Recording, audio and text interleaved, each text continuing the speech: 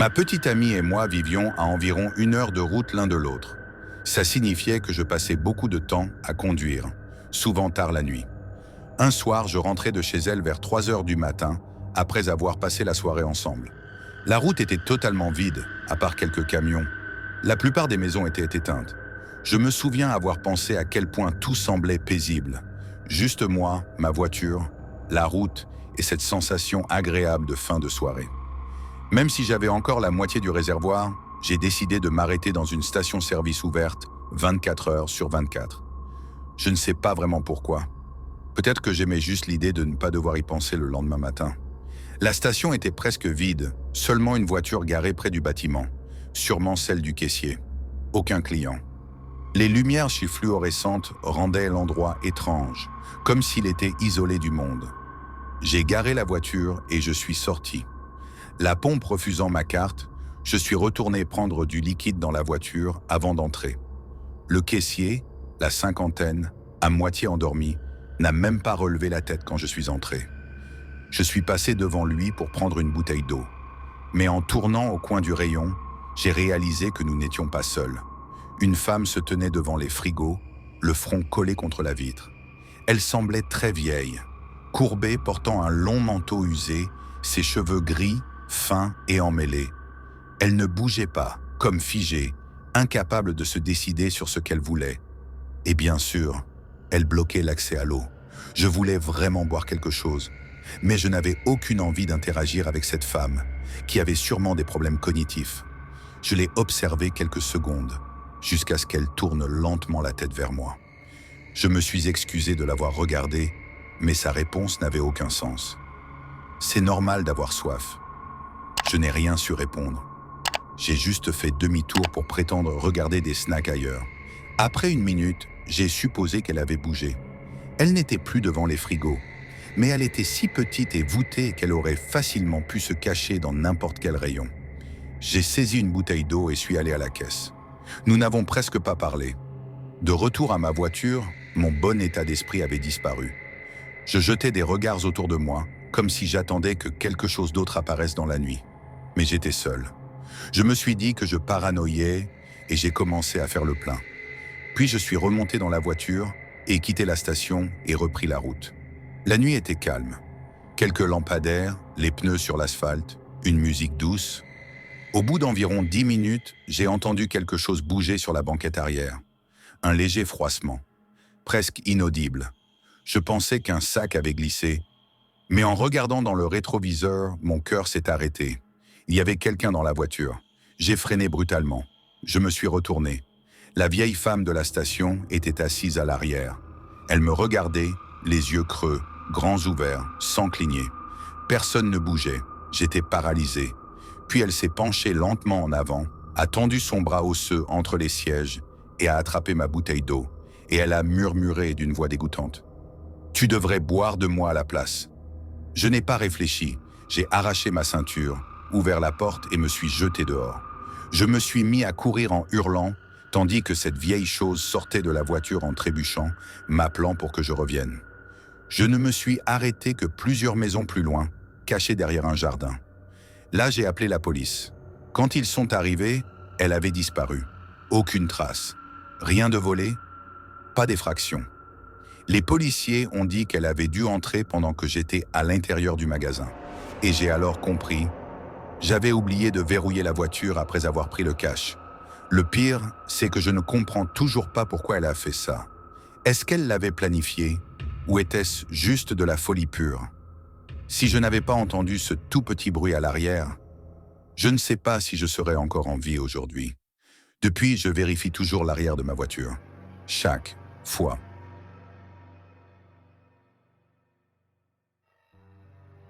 À l'époque où j'étais à l'université, je travaillais de nuit comme serveur dans une station-service avec un petit restaurant attenant. Vers mon 2e mois là-bas, un type a commencé à venir régulièrement, toujours entre 1h30 et 2h du matin. Il avait des cheveux blonds gras, une barbe mal entretenue et portait toujours la même tenue, une vieille veste militaire, un jean et des bottes abîmées. Chaque fois qu'il venait, il commandait un café noir, s'asseyait toujours dans la même banquette près de la fenêtre et regardait dehors. Au bout d'1 semaine, Il a commencé à essayer de me parler. Sa voix était rauque, comme s'il avait trop crié ou trop fumé. Il m'a demandé mon nom et j'ai hésité avant de lui dire que je m'appelais Jackson. Il a hoché la tête et a répété mon nom plusieurs fois, comme s'il essayait de l'enregistrer. Puis il s'est mis à me parler, ou plutôt à parler tout seul, des villes qu'il avait visitées et qui s'appelaient Jackson. Il a ri tout seul, s'est perdu dans ses pensées, puis a pris une gorgée de café, alors je l'ai laissé tranquille. Au fil des semaines, il revenait toujours. Toujours seul, toujours le même café, toujours la même place. Un soir, j'étais assez ennuyé pour finalement lui demander son nom. Il m'a regardé, clignant des yeux comme si je l'avais sorti d'un rêve. Puis après quelques hésitations, il a dit « Ben ». Quelque chose me disait qu'il mentait, mais je n'ai pas insisté. J'ai essayé de discuter un peu, lui demandant s'il travaillait dans le coin ou s'il était juste de passage. Il a ri, un rire étrange, sans aucune joie, en détournant le regard. Il a dit qu'il ne travaillait plus, pas depuis qu'il avait épousé cette prostituée de parking. Le ton qu'il a employé m'a fait comprendre que la conversation était terminée. Je savais très bien ce que voulait dire ce terme dans le langage des routiers. Une prostituée de station-service. J'ai commencé à penser qu'il essayait juste de fuir sa femme. Après cette nuit-là, on n'a plus parlé. Il continuait de venir, de commander le même café, de s'asseoir au même endroit. Puis soudain, il a cessé de venir. 2 semaines passèrent sans aucune trace de lui. Puis un soir, la clochette de la porte a sonné et toute l'atmosphère de la pièce s'est figée. Je me suis retourné et j'ai vu Ben sur le tapis d'entrée. Mais tout chez lui était différent.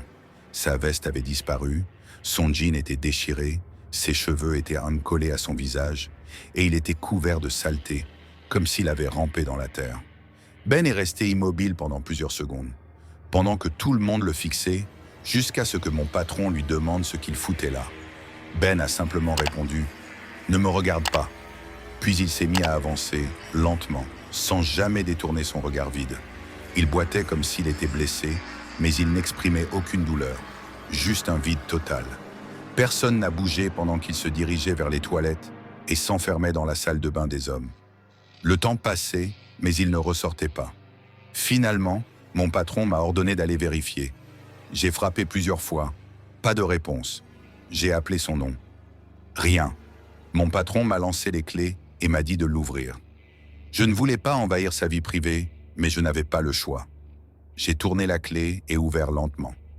La pièce était plongée dans le noir. Il avait éteint la lumière. J'ai appelé doucement son nom, lui demandant s'il allait bien. Tout ce que j'ai entendu, c'était une respiration. Une respiration lourde, saccadée, paniquée. J'ai ouvert la porte un peu plus pour laisser la lumière entrer. Ben était debout, le visage collé dans un coin du mur. Ses bras étaient croisés, serrant sa poitrine, son torse se soulevant rapidement. J'ai répété son nom, un peu plus fort. Ben a lentement tourné la tête vers moi. Ses yeux étaient grands, beaucoup trop grands, brillants dans le noir comme ceux d'un animal nocturne. Je n'arrivais pas à détourner le regard. Il a inspiré profondément, puis il a crié. Le cri le plus fort que j'ai jamais entendu. « Ne me regarde pas !» Une seconde plus tard, il s'est rué sur moi. Il m'a plaqué au sol et a griffé mon visage en hurlant « Ne me regarde pas! Ne me regarde pas !» J'ai fermé les yeux et couvert mon visage pour l'empêcher de m'arracher les yeux.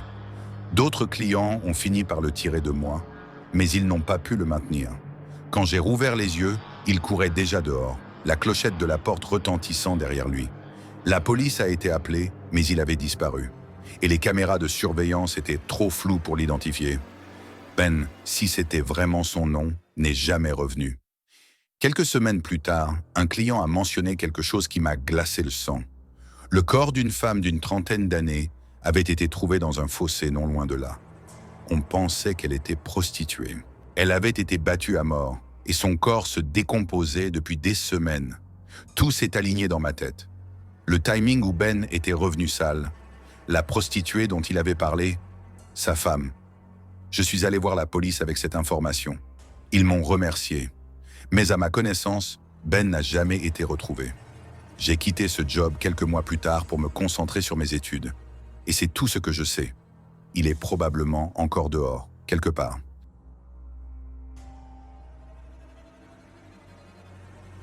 Je faisais mon premier road trip à travers le pays, seul dans ma nouvelle Lexus. C'était le 3e jour de route, quelque part dans le Dakota du Sud sur un tronçon désertique de l'I-90. J'avais pris du retard à cause d'un gros embouteillage. Il était donc tard dans la nuit et j'étais encore à 80 km de l'hôtel que j'avais réservé. Pire encore, j'étais presque en panne sèche. J'avais négligé de faire le plein jusqu'à ce que ce soit presque trop tard. Et les stations que je croisais étaient toutes fermées. J'ai failli devoir passer la nuit dans la voiture près d'une pompe quand j'ai finalement vu une station avec les lumières allumées. Je suis sorti de l'autoroute et suis allé vers cette station solitaire qui, à mes yeux, était ma délivrance lumineuse. Bien sûr, en essayant de payer à la pompe, on m'a demandé d'aller voir le caissier. J'ai pensé que ce serait juste une petite contrainte, mais tout est parti en vrille quand j'ai vu le type derrière le comptoir. C'était un type graisseux, négligé, un vrai creep, qui avait l'air bien trop content de voir une femme passer la porte. Quand il a souri, on voyait des plaques immondes sur ses dents, et en ouvrant la bouche pour dire bonjour, j'ai senti son haleine. Je m'en souviens encore, bouche sèche, haleine sucrée pourrie, et des concrétions dans les amygdales. Avant que je puisse dire quoi que ce soit, il m'a demandé ce qu'une femme faisait à voyager seule si tard. J'ai tout de suite répondu que mon copain était avec moi, mais il a dit qu'il savait que je mentais, parce qu'aucun homme n'enverrait sa femme payer quoi que ce soit. Il jouait les charmeurs sophistiqués, mais c'était pathétique. J'ai essayé de l'ignorer et de dire que j'avais besoin d'essence à la pompe numéro 1. Le caissier a répondu qu'il allait s'en occuper plus tard, en regardant ma poitrine. Je lui ai dit d'arrêter, que ce n'était pas drôle, que ça ne marcherait pas. Puis j'ai répété que j'avais besoin d'essence. Ce type a continué. « Tu dois être fatigué. Installe-toi pour la nuit. Reste ici avec moi. » J'ai refusé catégoriquement. Je gardais mon calme parce que j'étais seul avec lui, probablement à des kilomètres à la ronde. Finalement, j'ai réussi à le convaincre de procéder à la transaction. Je suis ressorti, direction la voiture, reconnaissante d'être sorti de ce magasin. En pompant l'essence, j'ai soudain eu une très forte envie d'uriner. Ça m'arrivait souvent sur la route. J'oublie d'y aller jusqu'à ce que ce soit urgent. J'ai réalisé que si je ne voulais pas me pisser dessus, il fallait que je retourne aux toilettes du magasin. Le type derrière le comptoir avait l'air encore plus satisfait quand je suis revenu. Je lui ai demandé où étaient les toilettes. Il m'a montré un coin. J'y suis allé, j'ai vérifié 3 fois que la porte était bien verrouillée avant de m'asseoir. J'ai senti un énorme soulagement, mais alors que j'étais presque terminé, j'ai entendu quelque chose. La porte bougeait, le verrou tournait, la poignée s'est abaissée et la porte a commencé à s'ouvrir. Je me suis relevé en vitesse et j'ai remonté mon pantalon, mais pas assez vite pour empêcher qu'il ne voie. L'arrière-boutique était sombre, et là, dans l'embrasure, il se tenait, le caissier, me regardant le bas-ventre, le sourire jusqu'aux oreilles, presque bavant. Je lui ai crié de me foutre la paix. J'ai attrapé mes clés sur le lavabo et les ai serrées entre mes doigts, comme une arme. Il a ri et m'a dit que ça ne suffirait pas. J'ai cru que j'allais devoir me battre pour ma vie quand il a fait un pas dans la cabine des toilettes. Puis quelque chose s'est produit qui l'a arrêté net. Quelqu'un frappait à la porte en hurlant de l'extérieur. C'était une voix d'homme, en colère, traitant le caissier de fainéant et lui demandant de lui ouvrir parce qu'il avait besoin d'essence. On l'entendait grogner. « Je te vois. Laisse-moi entrer, j'ai besoin d'essence, connard. » Il sonnait assez ivre pour être capable de défoncer la vitre. Le sourire du caissier s'est effacé et il est parti vers la porte. Il a dû verrouiller et couper les lumières juste au moment où le mec arrivait, ce qui m'a rendue encore plus furieuse. J'ai attendu quelques secondes que les lumières se rallument ou que le type entre, puis j'ai profité de l'occasion pour me tirer de là. J'ai sauté dans ma voiture, verrouillé les portes et j'ai démarré en trombe. Je n'ai pas pensé à appeler la police. J'ai juste fui. Le lendemain matin, j'ai retrouvé l'adresse sur ma carte et j'ai appelé le numéro de la station. Le gérant m'a répondu que la station n'était même pas censée être ouverte à cette heure. Il m'a demandé de décrire l'employé. Et dès que je l'ai fait, il a reconnu le type. Apparemment, il avait été viré quelques jours plus tôt à cause de plaintes répétées de clientes, mais il n'avait jamais rendu son uniforme ni ses clés. Ça montrait bien qu'il profitait de la légende de la seule station ouverte sur cette portion de route pour tendre un piège à quelqu'un comme moi. Le gérant a dit qu'il visionnerait les caméras et appellerai la police pour intrusion et peut-être agression. Je n'ai malheureusement jamais eu de nouvelles de la suite. Je suis parti ce matin-là et j'ai évité cet itinéraire au retour. Depuis, je garde toujours un couteau, un taser et un spray au poivre sur moi. Si ce type ivre n'avait pas frappé à la porte au bon moment, j'aurais sans doute vécu un enfer.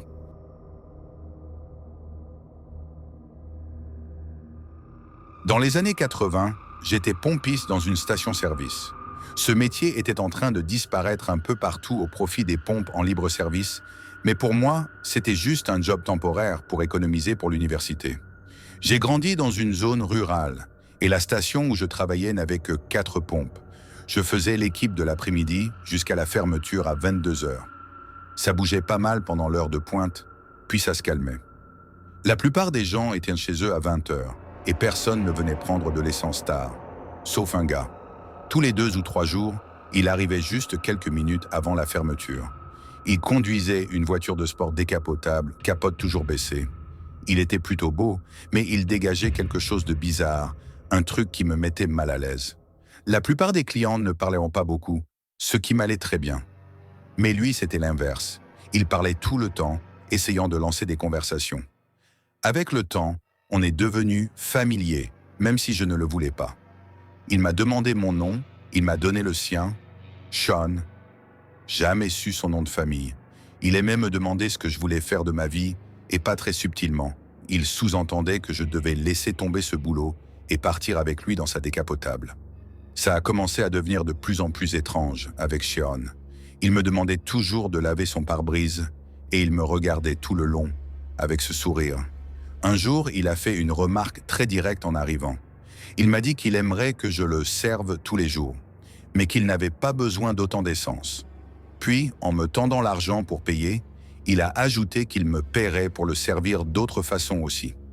À cette époque, dans une zone rurale, être ouvertement gay, c'était dangereux. Et j'avais peur qu'il soit flic ou qu'il essaie de me piéger. J'ai donc menti. Je lui ai dit que je n'étais pas comme ça. Mais Sean insistait. Il a même commencé à me décrire ce qu'il voulait que je fasse. J'ai fini par réussir à couper court à ces conversations. Mais je voyais bien qu'il n'avait pas abandonné. Puis un soir, il est revenu. Encore. Mais cette fois, il a dit qu'il partait en road trip et voulait faire le plein avant de partir. Il est sorti de la voiture et a dit qu'il allait acheter des snacks pour la route. Je trouvais ça bizarre de commencer un road trip à 22 heures. Alors que j'étais tourné vers la voiture en train de faire le plein, j'ai senti quelque chose de froid contre mon dos. Sean n'était jamais entré dans le magasin. Il se tenait juste derrière moi. Je ne pouvais pas voir ce qu'il tenait, mais il m'a dit que nous partions en road trip ensemble. Je me suis figé. La vue depuis le magasin était bloquée par la pompe. Personne ne pouvait voir ce qui se passait. Sa voix était froide. Il m'a dit de raccrocher la pompe et de refermer le réservoir. Je l'ai fait. Puis il m'a dit d'aller jusqu'à la porte passager. J'ai obéi. Une fois assis, il s'est penché, a posé une arme sur la porte, braqué vers moi. Sean m'a dit calmement qu'il n'avait aucun problème à me tirer dessus si j'essayais de fuir. Ce serait juste un trou de plus, qu'il a dit. Il s'est installé, a démarré et on est parti. Dans la voiture, il a posé sa main sur ma cuisse. Il souriait, la main, l'arme dans son autre main. Moi coincé. Je lui ai rendu le sourire, j'ai mis ma main sur la sienne, comme si j'étais d'accord. Puis avec l'autre main, j'ai attrapé l'arme et me suis reculé d'un coup. Je lui ai ordonné d'arrêter la voiture. Il a freiné brutalement en hurlant. Je lui ai dit que s'il bougeait, je tirais, que j'allais sortir et qu'il allait partir. Je suis sorti sans détourner le canon. Une fois dehors, il a insulté, puis il est parti en trombe. Je suis entré dans le magasin, j'ai raconté à mon collègue, on a appelé la police. J'ai rendu l'arme. Le shérif n'a jamais rien fait. Ce genre d'histoire, dans ce coin-là, on ne voulait pas s'en occuper. Sean n'est jamais revenu. J'ai fini par économiser assez pour partir faire mes études. Quelques années plus tard, j'étais à l'université, entouré de gens bien plus ouverts. Il y avait même un petit journal étudiant LGBT. Un jour, en lisant un numéro, je suis tombé sur une photo d'arrestation. Sean. Il avait été arrêté pour avoir assassiné et dépecé un prostitué dans un motel du centre-ville. Si je ne l'avais pas désarmé ce soir-là, je sais que je serais mort.